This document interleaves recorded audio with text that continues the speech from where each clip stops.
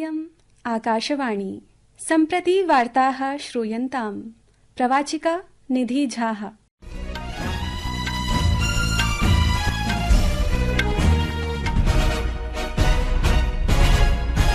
आदौ मुख्याः वार्ताः।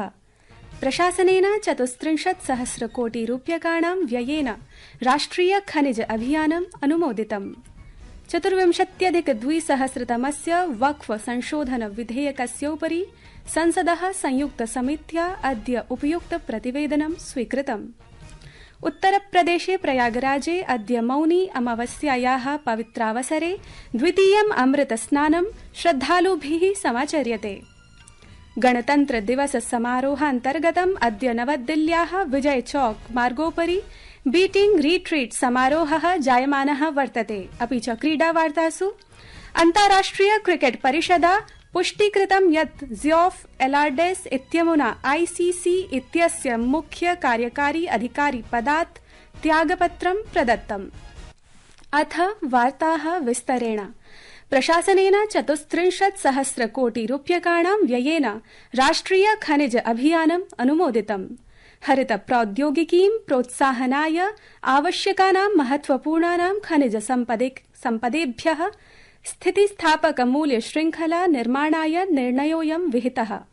अद्य नवदिल्ल्यां प्रसारमाध्यमेन सम्बोधयन् सूचना प्रसारण मन्त्री अश्विनी वैष्णवः अर्थव्यवस्थायाः विकासाय महत्वपूर्णानां खनिजानां महत्वम् उद्घाटितवान्। 24,200 वक्फ संशोधन विधेयकस्योपरि संसदः संयुक्त समित्या अद्य उपयुक्त प्रतिवेदनं स्वीकृतम्। नवदिल्ल्यां वार्ताहरैः सह संवादक्रमे 31 सदस्यीय समितेः अध्यक्षः जगदम्बिका पालः प्रोक्तवान् यत् समित्या विधेयक सम्बद्ध संशोधनानि 14 खण्डेषु स्वीकृतानि। तेनोक्तं यत् समितेः प्रतिवेदनं श्वः लोकसभा अध्यक्षाय ओम बिरला इत्यस्मै समर्पयिष्यते। श्रीपालेन विज्ञापितं यत् विगतेषु 6 मासेषु विधेयकोपरि विस्तृत विचार विमर्शो विहितः।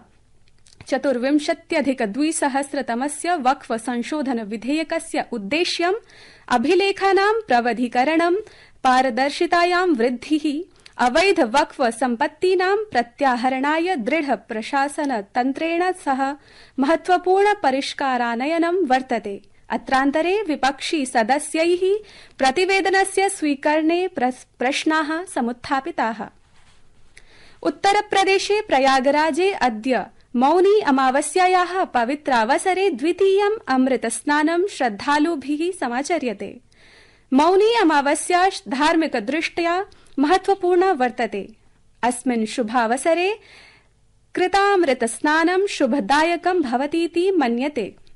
विश्वस्य बृहत्तमे अनुष्ठाने महाकुम्भे प्रथमम् अमृतस्नानम् अस्य मासस्य 14 दिनाङ्के मकर संक्रान्तेः शुभावसरे जातम्। 13 संख्यकैः अखाड़ा समूहैः स्वानिर्धारित समयस्य क्रमस्य च सूचनाः प्रदत्ताः।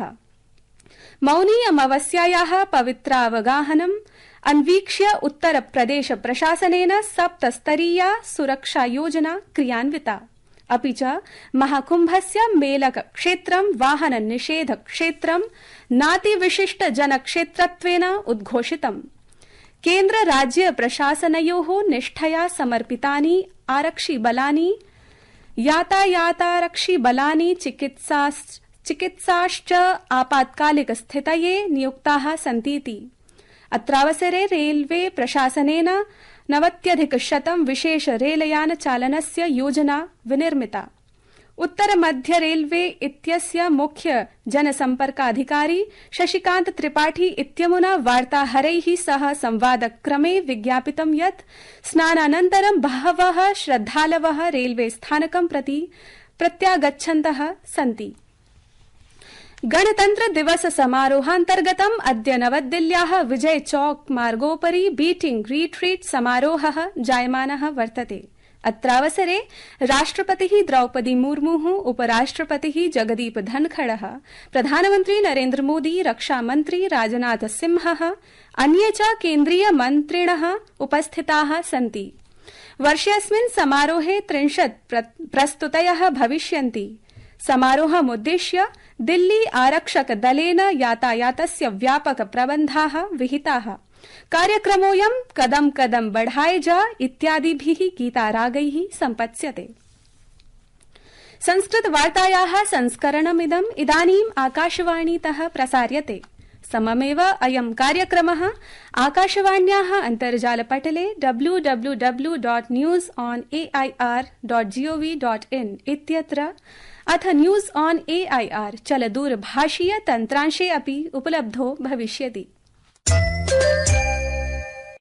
राष्ट्रपति पदासीना द्रौपदी मुर्मुः प्रधानमन्त्री नरेन्द्र मोदी च प्रयागराज महाकुम्भे अद्य हृदय विदारकां दुरापन्नां दुर्घटनाम् आलक्ष्य दुःखं प्रकटितवन्तौ।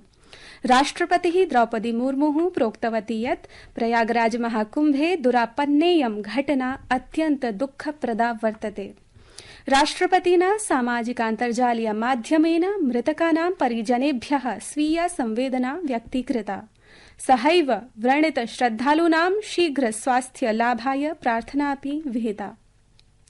श्रीमोदिनापि व्रणितानां शीघ्र स्वास्थ्याय कामना कृता। सः सामाजिक अन्तर्जालीय सन्देशे प्रोक्तवान् यत् स्थानीय प्रशासनेन पीडितेभ्यः उचित साहाय्यं प्रदास्यते।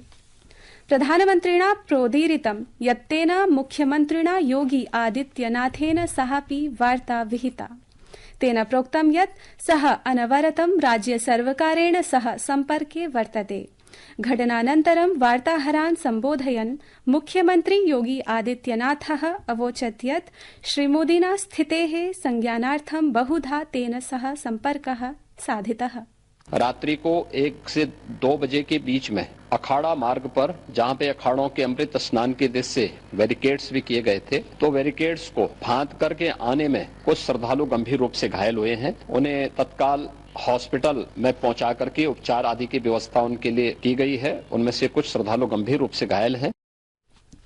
मुख्यमन्त्रिणा प्रोक्तं यत् केन्द्रीय गृहमन्त्री अमित शाहः, केन्द्रीय स्वास्थ्य मन्त्री एवं भाजपाध्यक्षः जेपी नड्डा, सहैव राज्यपालः आनन्दीबेन पटेलः इत्येतैः तेन सह सम्पर्कं साधयित्वा स्थितेः संज्ञानं स्वीकृतम्।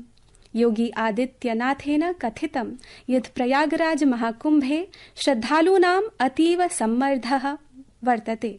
प्रायः 10 कोटि श्रद्धालवः तत्र उपस्थिताः सन्ति। तेन जनाः निकटवर्तीषु नदीतीरेषु स्नातुं सम्प्रार्थिताः।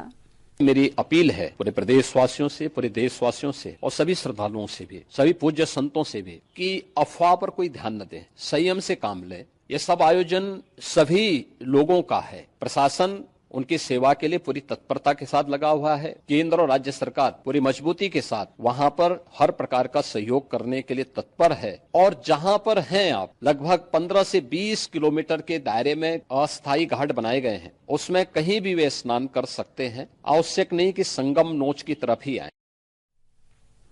अत्रान्तरे प्रयागराजे मौनी अमावस्यायाः अमृत स्नानं यथावस्थं जायमानमस्ति। कांग्रेस इति दलेन अद्य दिल्ली विधानसभा निर्वाचनाय स्वीयं घोषणापत्रम् उद्घाटितम्।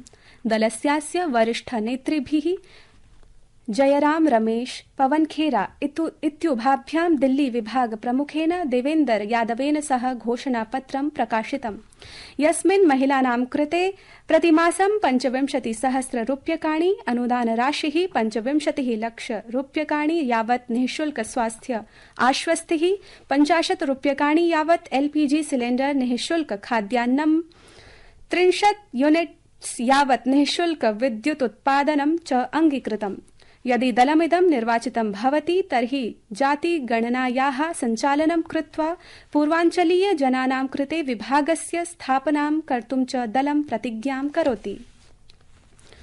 अन्ताराष्ट्रिय क्रिकेट परिषदा पुष्टीकृतं यत् जॉफ एलार्टेस इत्यमुना आईसीसी इत्यस्य मुख्य कार्यकारी अधिकारी पदात् त्यागपत्रं प्रदत्तम् इति वार्ताः।